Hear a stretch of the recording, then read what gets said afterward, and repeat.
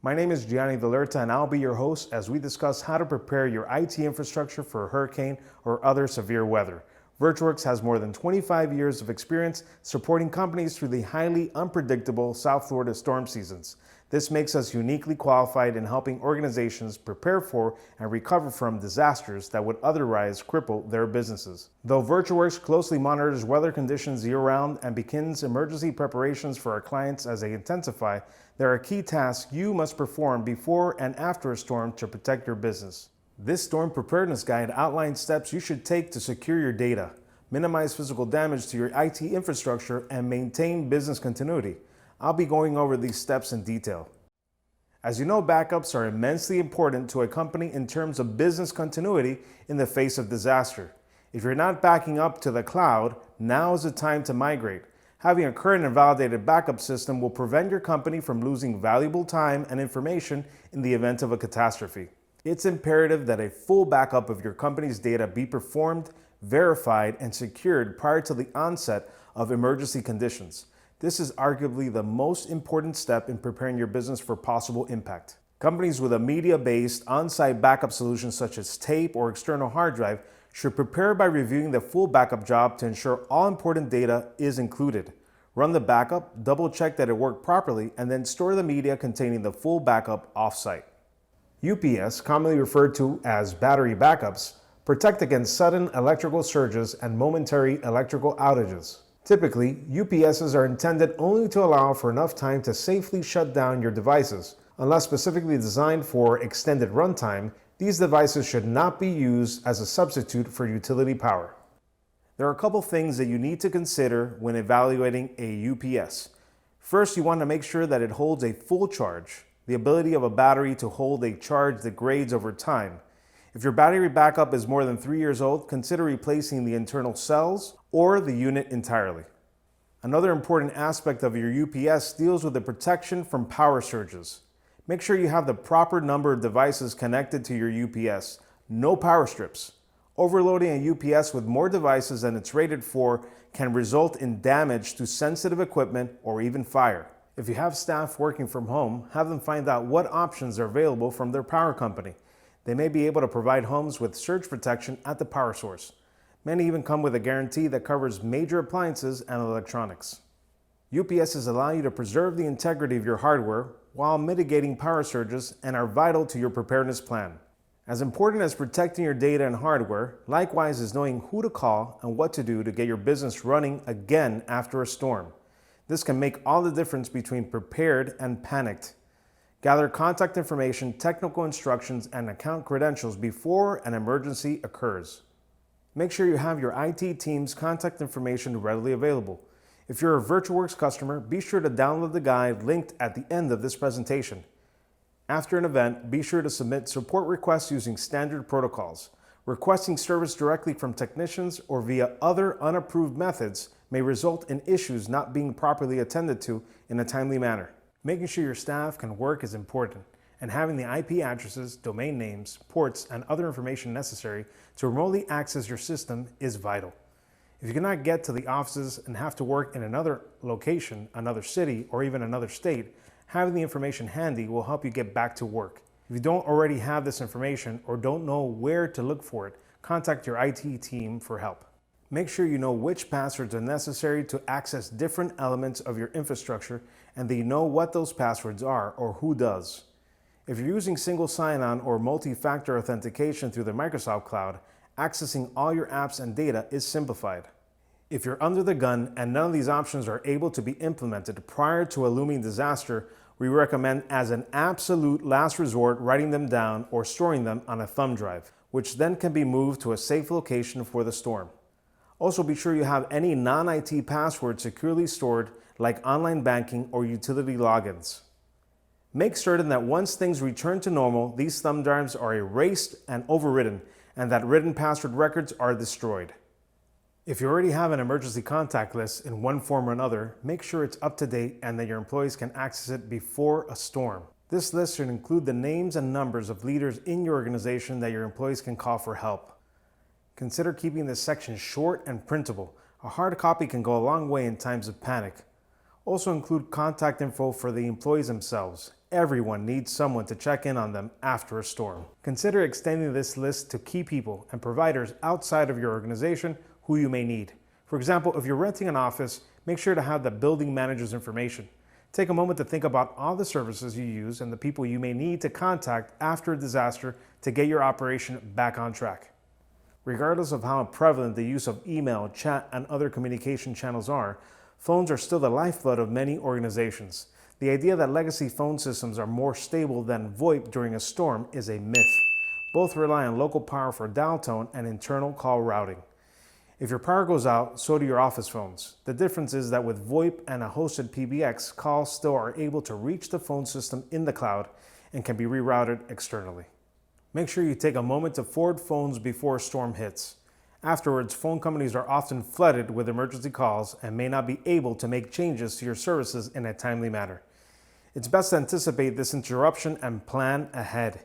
If you have a legacy phone system, make sure you have your main phone numbers forwarded to an answering service, remote office, or a cell phone of a designated member of your staff before the storm is set to make landfall. If you have a cloud-based PBX, make sure to test failovers and review your emergency call routing. You want to ensure that your business continues as usual and callers are not receiving an out-of-service message. Businesses that haven't already should consider setting up a chat communication system such as Microsoft Teams. If implemented properly before a storm, it can be a valuable tool in keeping groups and individuals in contact with each other. Unlike conference calls or long email chains, users that are not readily available while conversations are being had can connect and quickly review what they've missed once they're back online.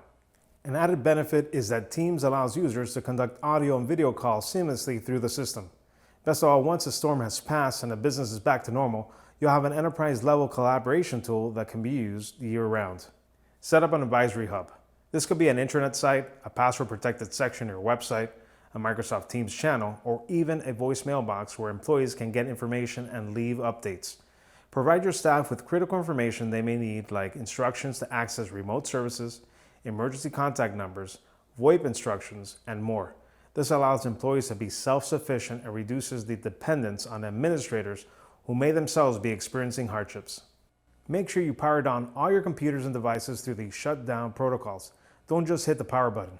Afterwards, unplug them from the wall or UPS, making damage from an electrical storm all but impossible. Damage to office equipment caused by a storm can be minimized, in most cases, by taking a few simple precautions. Check to make sure there are no important files stored on your PC, desktop, My Documents, etc. If there are, back them up to a thumb drive or other storage device and take them off-site. Make a note to have them included in the full backup once things are back to normal. Number 2, shut down your computer gracefully using the operating system's shutdown feature. Do not simply press the power button without shutting down. Number 3, after shutting down, unplug your PC, monitors, personal printers, phone, and other devices from the wall. If your devices are plugged into a UPS, you may simply unplug and power off the UPS. Number 4, if possible, carefully relocate any electronic devices to higher ground. If your PC, UPS, or personal printer is currently on the floor or near a window, disconnect them and place them on top of your desk or a desk further away from the window. Be careful when moving your PC, as a sudden impact may damage the hard drive. For servers and server rooms. Number 1, make sure a full backup has been run and verified and that all work has ceased, as the following steps will bring down your network. Number 2, shut down each server gracefully using the operating system's shutdown feature. Do not simply press the power button without shutting down. Servers and network equipment are likely plugged into one or more UPSs. Once the servers have been shut down, you may unplug and power off the UPSs. Number 3, if possible, carefully relocate any servers or other network equipment currently located less than 3 feet from the floor to higher ground. Be careful when moving your servers, as a sudden impact may damage the hard drives and other sensitive components. For large printers and copiers. Number 1, power off using the power button. Number 2, unplug. Number 3, move to higher ground if possible. If not, remove the paper from the trays that are less than 3 feet from the ground. Depending on the likely severity of the storm and conditions of your building, it may be a good idea to cover with garbage bags and other waterproof sheeting. Lastly, it's advised to place the electrical breakers that feed your office area in the off position as a last step before leaving the office for the duration of the storm. This should only be done if the wiring in your building and the electrical panel is known to be in good condition. Consult the building owner if you are unsure. Company provided devices. Make sure to provide employees ample time to put up hurricane shutters, purchase supplies, or prepare in other ways. Advise them that any company equipment needs to be protected and that it, like all their sensitive electronics, should be unplugged and secured prior to the storm.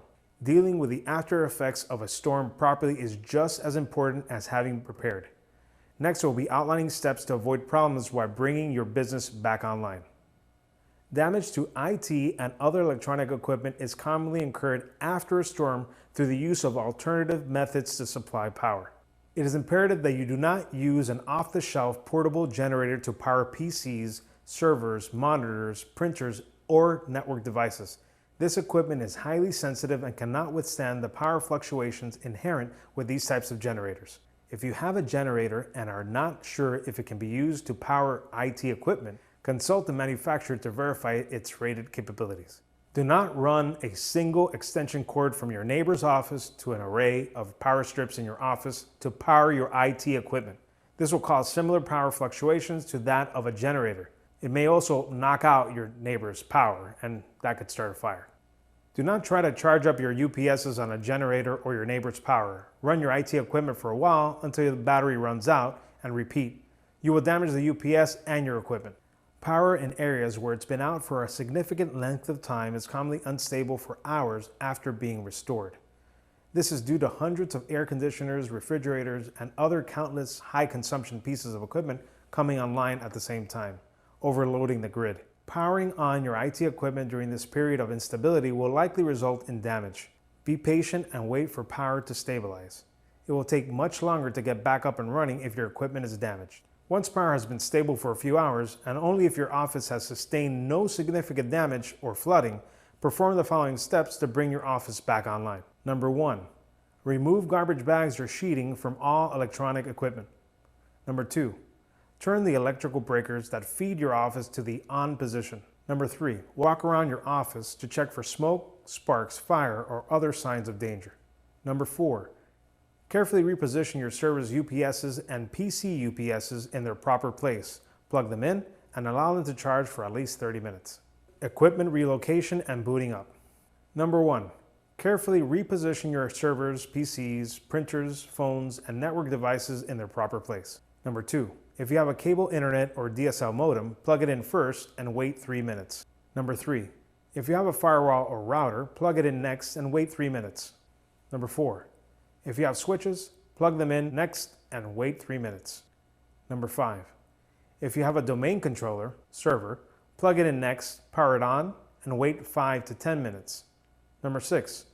Plug in any remaining servers or network devices. Number 7. Plug in your PCs, monitors, printers, and phones and turn them on. Following these steps will help you in avoiding common issues encountered with bringing a network online. If you're unsure about how this applies to your particular network, please contact your VirtuWorks representative. Do not attempt to reset your modem, router, or other network devices, as this may result in the deletion of their configurations. And that's it. What we discussed here is a jumping off point for preparing your business for disaster. Obviously, every business is unique and should come up with their own plan based on their own circumstances. Frequent training and drills will help to work out anything that may have been overlooked or introduced since the last plan revision, and reduce anxiety and chaos in the event of an actual disaster. We hope this guide has helped you consider the many facets of getting prepared for severe weather. Thanks for joining us. Stay safe.